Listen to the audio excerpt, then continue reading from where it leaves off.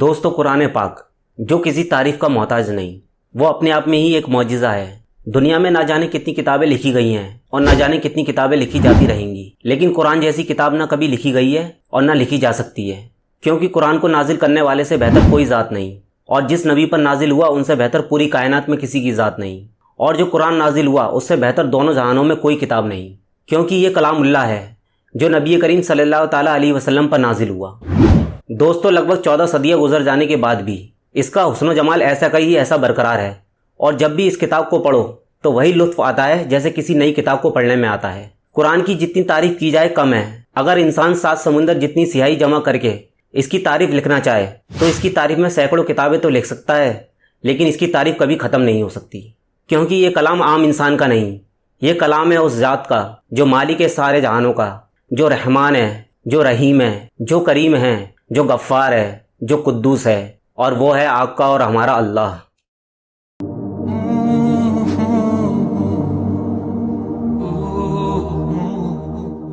السلام علیکم دوستو، استقبال ہے آپ کا اپنے YouTube channel Islamic knowledge Hindi پر۔ قرآن شبد کا کیا مطلب ہوتا ہے؟ قرآن میں سورہ اور آیت کیا ہوتی ہے؟ دوستو قرآن شبد کا مطلب ہوتا ہے سب سے زیادہ پڑھی جانے والی کتاب۔ یہی وجہ ہے کہ قرآن پوری دنیا میں سب سے زیادہ پڑھی جانے والی کتاب ہے۔ اکثر آپ سورہ اور آیت شبد سنتے ہوں گے، تو سورہ کا مطلب ہوتا ہے چیپٹر یا پارٹ، اور آیت کا مطلب ہوتا ہے نشانی یا پنکتی۔ قرآن کا نزول انجیل کے کتنے سال بعد ہوا؟ قرآن کتنی بار اور کس تاریخ کو کہاں نازل ہوا؟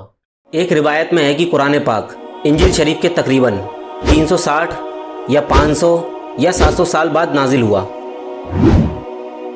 آج کے وقت میں بہت سے لوگوں کو لگتا ہے کہ قرآن کو خود محمد صلی اللہ تعالیٰ علیہ وسلم نے لکھا ہے، جبکہ ان کی یہ بات بالکل ہی غلط ہے، کیونکہ قرآن میں خود اللہ تعالیٰ سورہ نساء کی آیت نمبر 82 میں ارشاد فرماتا ہے۔ ترجمہ: تو کیا غور نہیں کرتے قرآن میں؟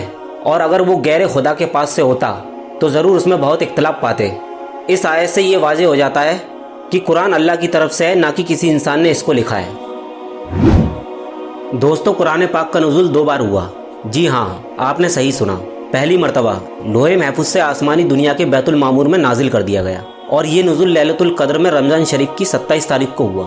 اور دوسری مرتبہ جب نبی کریم صلی اللہ تعالیٰ علیہ وسلم غار حرا میں اللہ کی عبادت میں مشغول تھے، اسی وقت آپ صلی اللہ تعالیٰ علیہ وسلم کے پاس حضرت جبرائیل علیہ السلام قرآن پاک کی اقرا یعنی سورہ علق کی 5 آیتیں لے کر آئے، اور پھر اس کے بعد ضرورت کے مطابق تھوڑا تھوڑا نازل ہوتا رہا۔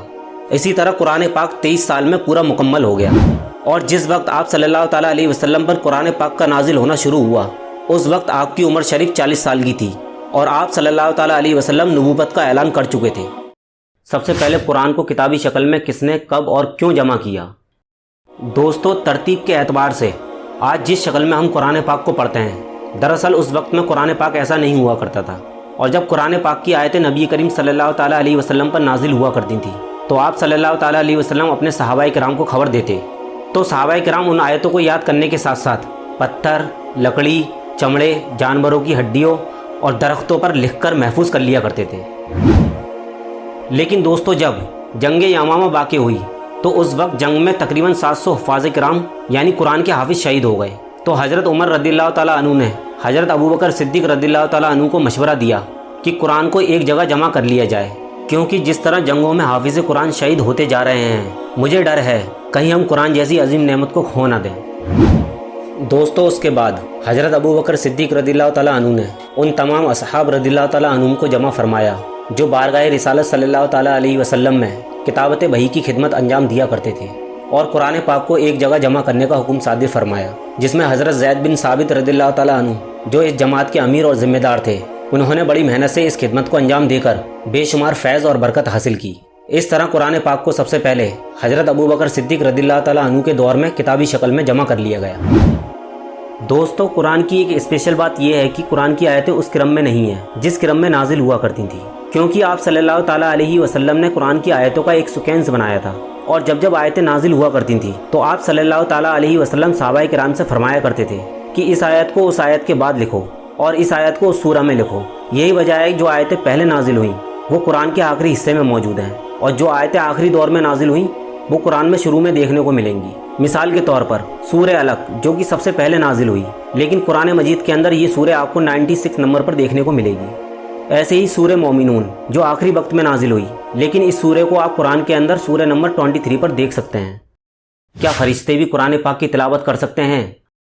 دوستو، فرشتوں کو قرآن پاک سننے کا بہت شوق ہوتا ہے۔ جب کوئی مسلمان قرآن پاک کی تلاوت کرتا ہے تو فرشتہ اس کے منہ پر اپنا منہ رکھ کر قرآن پاک پڑھنے کی لذت سے فائدہ اٹھاتا ہے، کیونکہ قرآن پاک کی تلاوت کرنے کی فضیلت عام فرشتوں کو نہیں دی گئی ہے۔ دوستو، ہمیں اس بات سے اندازہ لگانا چاہیے کہ اللہ تعالیٰ اپنے بندوں سے کتنی محبت کرتا ہے، جس نے ہمیں قرآن پاک پڑھنے کی عظیم نعمت عطا کی ہے جو اس نے فرشتوں کو بھی عطا نہیں کی۔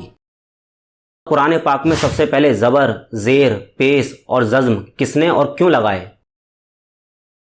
دوستو، جب اسلام عرب کے باہر تیزی سے پھیل رہا تھا اور لوگ اسلام سے متاثر ہو کر اسلام کو قبول کر رہے تھے، لیکن باہر کے لوگ عربی بھاشا کو نہیں سمجھتے تھے اور وہ لوگ قرآن پاک کو غلط طریقے سے پڑھنے لگے، جس وجہ سے کافی دقتیں پیش آنے لگیں۔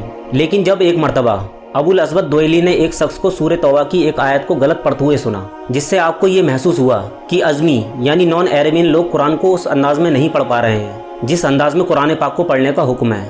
یہی وجہ تھی کہ آپ نے سب سے پہلے قرآن پاک میں ماترائیں یعنی اعراب لگائے، تاکہ ازمی لوگ بھی قرآن پاک کو اس انداز میں پڑھ پائیں جس انداز میں عربی لوگ پڑھتے ہیں۔ لیکن دوستو، اس وقت زبر، زیر اور پیش وغیرہ کی شکلیں ایسی نہیں ہوا کرتی تھیں جو آج قرآن میں موجود ہیں۔ انہوں نے نقطوں سے ہی زبر، زیر اور پیش کا کام لیا۔ فرق یہ تھا کہ اعراب والے نقطوں کے لیے اس رنگ کا استعمال نہیں ہوتا تھا جس رنگ میں قرآن پاک لکھا ہوتا تھا، بلکہ اس کے لیے الگ رنگ کا استعمال ہوا کرتا تھا۔ زبر کے لیے حرف پر ایک نقطہ، زیر کے لیے حرف کے نیچے ایک نقطہ، پیش کے لیے حرف کے اندر ایک نقطہ اور تشدید کے لیے 2 نقطے مقرر کیے گئے۔ پھر بعد میں خلیل بن احمد فرادی نے تشدید، مد، وقف، جزم، وصل اور حرکتوں کی نشانیاں لگائیں اور زبر، زیر، پیش کی صورتیں بنائیں جو آج کے وقت میں قرآن میں موجود ہیں۔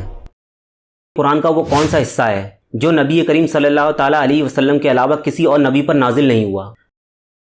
دوستو، ویسے تو اللہ کا کلام اپنے نبیوں پہ ظاہر ہوتا ہی ہے، لیکن کچھ چیزیں اللہ اپنے چنے ہوئے نبیوں کے لیے خاص کر دیتا ہے۔